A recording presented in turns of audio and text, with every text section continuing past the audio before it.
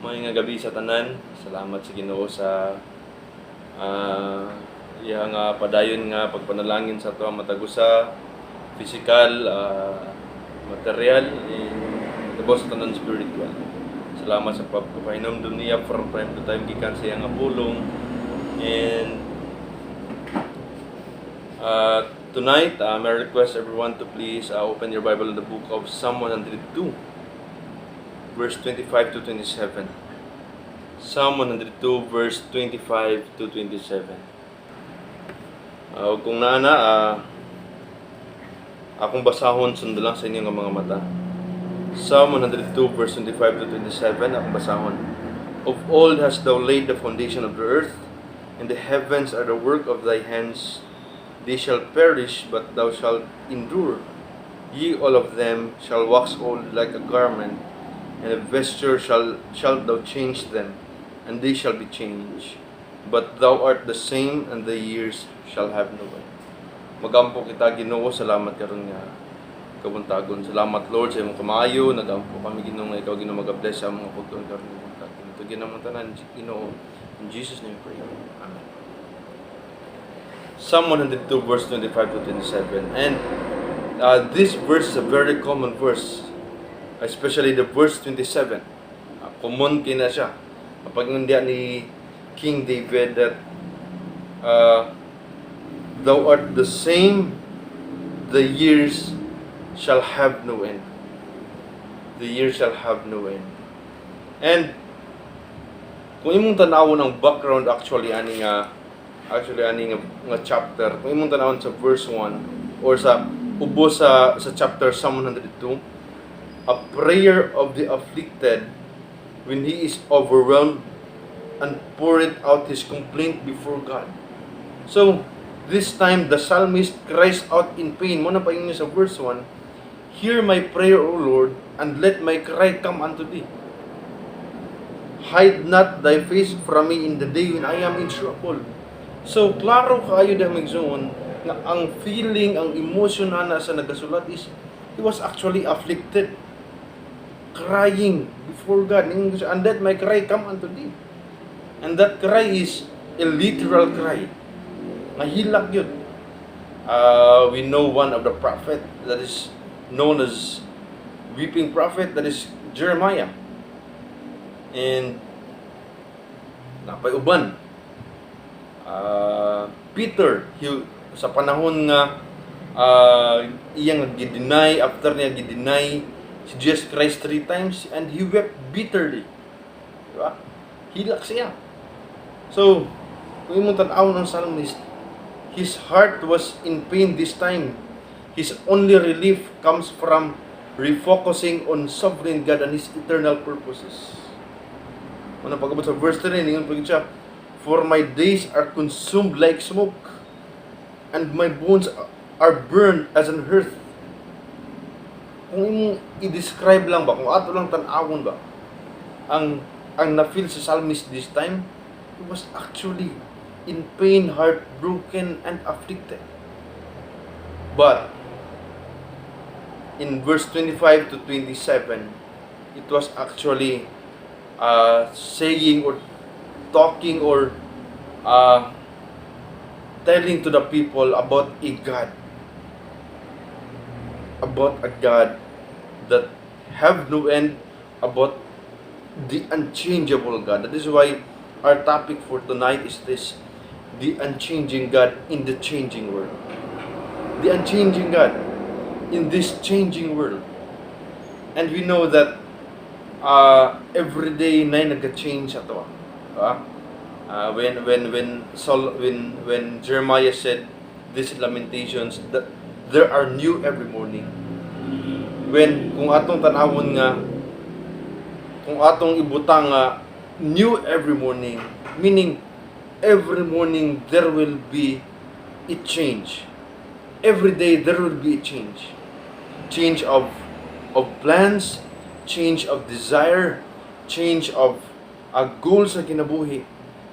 And every day. And we are living on this changing world. Like for example,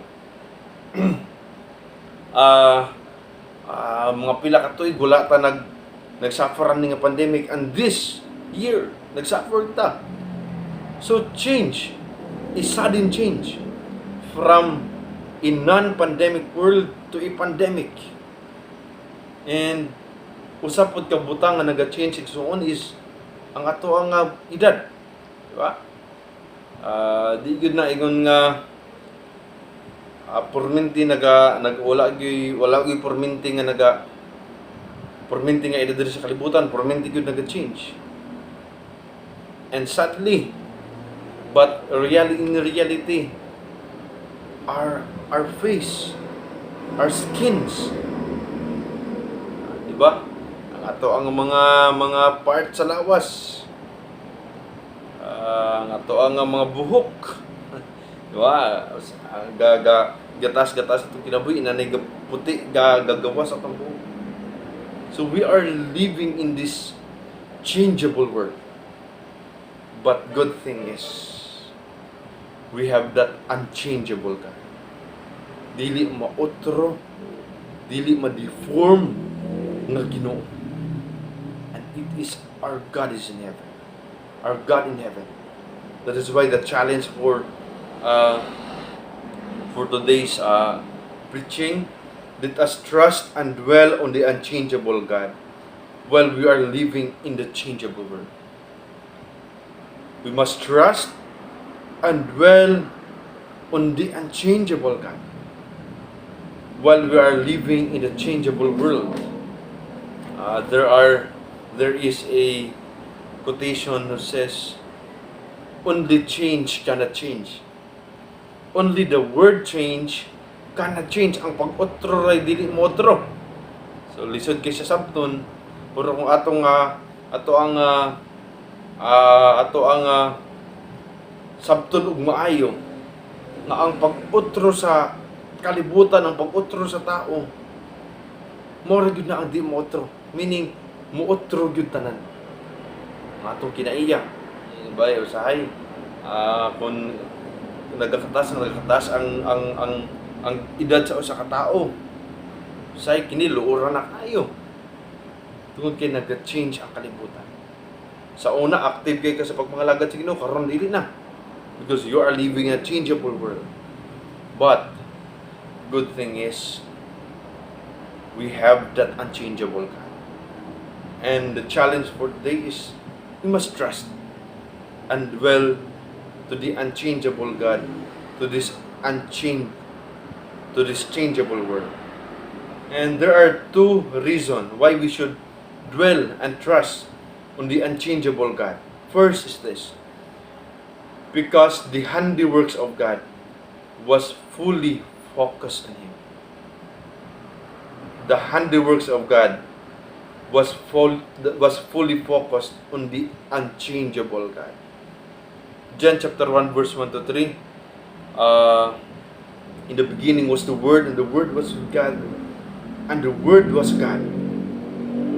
And kung imong tan-awon sa verse 25, of old hast thou laid the foundations of earth, and the heavens are the work of thy hands. Klaro kayo son.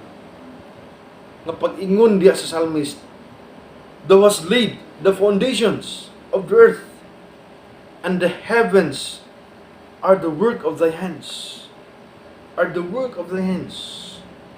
Ang usa ka pangutana what is this kind of foundation? Actually, ato nang naagyan sa mga mga last sermons nato. But what is this kind of foundation? Just like for example sa balay. Mutukod tag balay, dapat na kini pundasyon.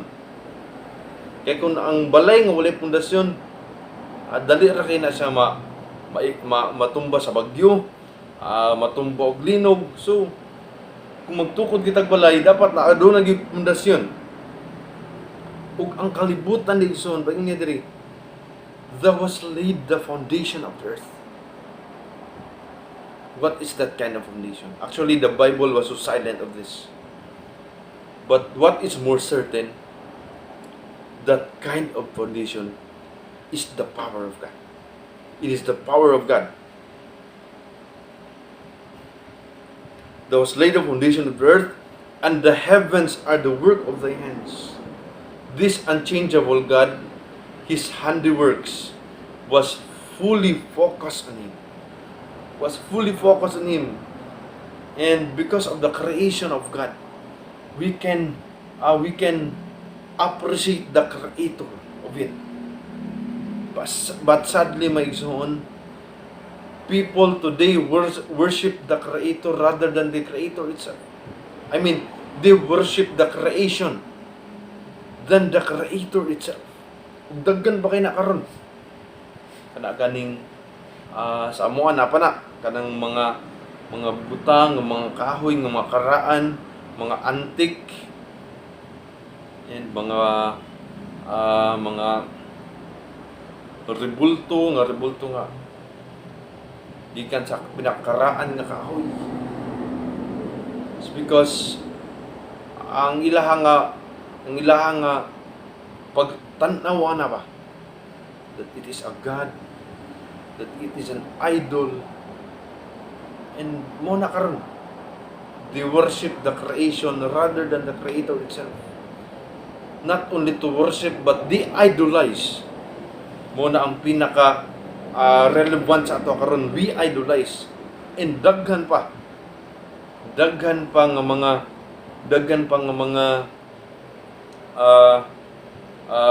Kristohanon ga-idolize anang mga butang nga migsoon. It's not a problem nga mag-appreciate ka sa creation sa Ginoo. That's natural. Mo nang maadto ta sa mga wonders, maadto ta sa mga natures, maadto ta mo tan-aw ta sa mga salida nga na natures, ma-appreciate nato. But if you will idolize on it, mo to actually isulti na.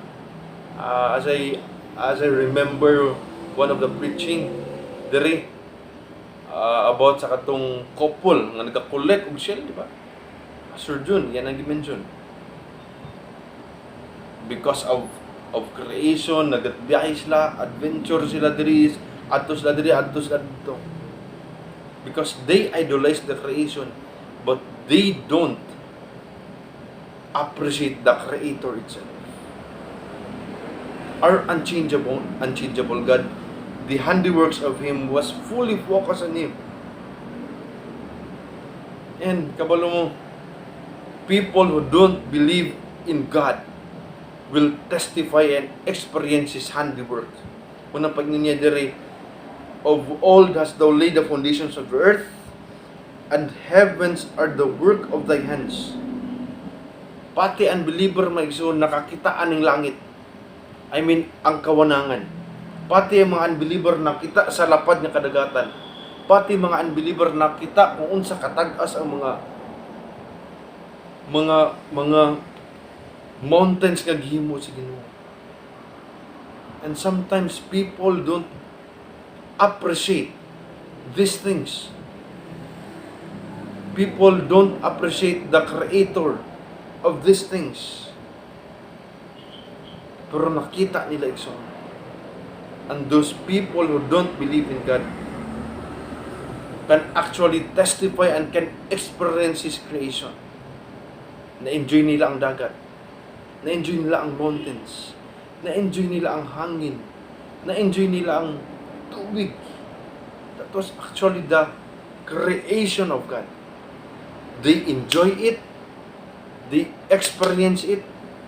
But sadly, they don't believe of the Creator of it. Na-enjoy sa tanan. Na-enjoy sa tanan. People get disappointed sa Ginoo because they don't get what they want, but they don't realize that they already experienced the goodness of God. This earth, the soil nga ato ang ginatumban, actually gihatag na sa Ginoo sa to. That unchangeable God, gihatag giyan ang ituga sa ato ang igsoon. But sadly, many people don't believe on God. And we wonder why. Because they were blinded. Their hearts are blinded. Their eyes are blinded. That is why, my son, the handiworks of God was fully focused on Him. That is why He is unchangeable. Yes, His creation is changeable, but the Creator itself is not changeable. Why we trust on the unchangeable God while we are living a changeable world? Because the handiworks of God was fully focused on Him. Secondly, di kita magadugay, not only the handiworks of God was fully focused on Him, second, the idea of infinity was deeply rooted on Him. The idea of infinity was deeply rooted on Him. Verse 27. But, paingon sa verse 26, iyang nga describe, they shall perish, but thou shalt endure. All of them shall wax old like a garment. Gihulagway sa usa ka sinina mga igsoon. And musugot kita sa dili ang atong sinina gadaan kini. Bisan na pagkanig dili nimo gamiton, di ba? Gadaan gid ang sinina.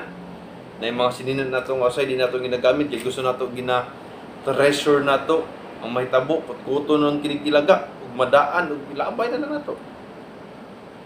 Like a garment, as a vesture shalt thou change them, and they shall be changed. But thou art the same, and the years shall have no end.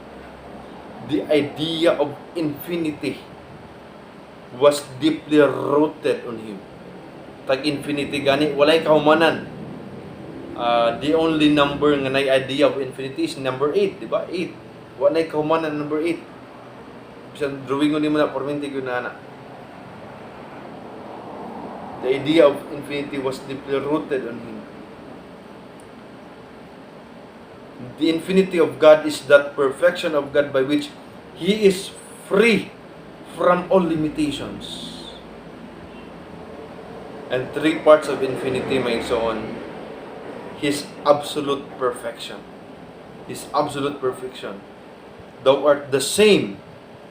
So if God is perfect in the beginning of the world, in the Old Testament, in the New Testament, in the church age, and in our time, mga igsoon, God is the same. God is perfect. His absolute perfection. This is the infinity of God considered in itself. Infinite power is not an absolute quantum, but an exhaustless potency of power. This is the perfection of God. Thou art the same. Not only His character, but His power. His being perfect God. He is the same. Ano mga igsoon, ang Ginoo, ang iya nga pag-rule sa Old Testament, New Testament, and even now, His perfection is there. His perfect holiness is there. His perfect justice is there. His perfect love is there. His perfect mercy is there. From Old Testament until now. And that is actually the idea of infinity of God. His absolute, the absolute perfection of God. Second part of infinity, not only the absolute perfection of God, but second, His unquestionable eternity. Pag niya dere, thou art the same, and the years shall have no end. The years shall have no end. And when we say the eternal God, meaning He is not bound in time. He's not bound in time. Wala siya nag-aagad sa atong oras. He was eternal God.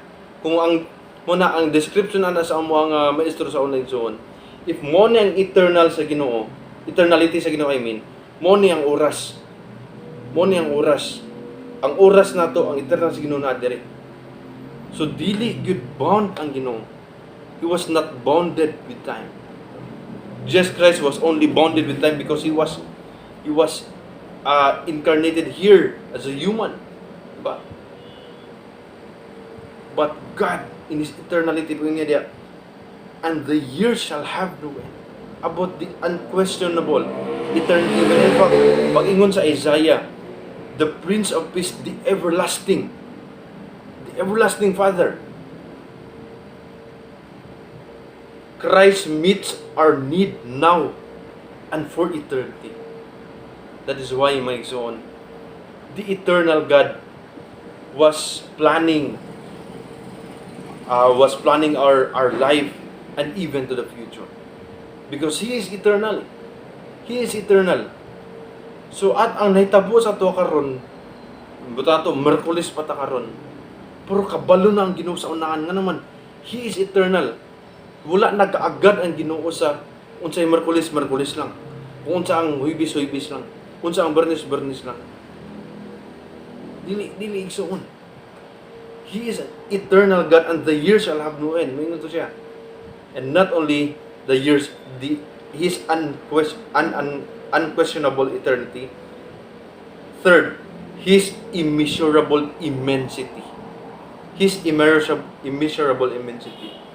The infinity of God may also be viewed with reference to space. And I like what one scholar said. It may be defined as that perfection of God by which He transcends all spatial limitations, and yet it present in every point of space with His whole being. I like that. That He transcends with all spatial limitations, and yet is present in every point of space with His whole being. Munang if ato lang yung literal pagsabot ba, posible ang Ginoo nga naa siya dito sa isa corner, napud siya diri, napud siya dito. Is immensity, ang kadakpon. But immensity points to the fact that God transcends all space and is not subject to its limitation. It's not subject to its limitation. It was actually, kung imong tanawon, it has a relation of being omnipresent of God. It denotes that He nevertheless fills every part of space with His entire being. He is always present. And that is actually the idea of infinite zone. Ang pagka-infinite sa Ginoo. His absolute perfection, His unquestionable eternality, and His immeasurable immensity. That is why we must trust on the unchangeable God, because the idea of infinity is deeply rooted in Him, and it was not applicable to the mortals, to us, because we are not infinite, but we are a finite human being. We are finite human being. We are mortals, not an immortal. That is why, so as we live on this unchangeable world, we have to trust on that. I mean, as we live on that in this changeable world, we have to trust on that unchangeable God. Why? Because His handiwork was fully focused on Him, and the idea of infinity was deeply rooted on Him. Muna may so, we are living this changing world. Ugma motro na pod ang ato nga way sa kinabuhi. And maybe ugma motro na pod ang ato nga perspective sa kinabuhi. Or maybe ugma lahi na pod ang atong gusto nga desire sa kinabuhi. Or maybe ugma ang atong kinabuhi wala na gyud. Because this world is not constant. This world is not consistent. Because this world is changeable. This world is changeable. Muna, aging. Diba? Ga-aging ta. Ang ato nga pamanit, ga kunot na, diba? Masay. Ang ato nga buhok, Ang ato ang ngipon, ginhinay katanggal. Because it's the idea of this world. Klaro kayo diha that it shall like a garment, like a garment daw that shall wax old. Ano yun? Ang sinina madaan kini. Muna ako nga challenge karon ato ang challenge karon gabi sa to. We must always trust and dwell on that unchangeable God while we are living on this changeable world. Mga igsoon, nag-outro ta. Pero ang Ginoo wala outro sa to. Mo na ang kanindot lang ba? Ang Ginoo wala nag-outro sa to. Wala nag-outro ang Ginoo sa to. And hopefully this sermon will remind us as well as correct us that we are serving a perfect God, the unchangeable God. And we ought to trust the unchangeable God while we are living in this changeable world.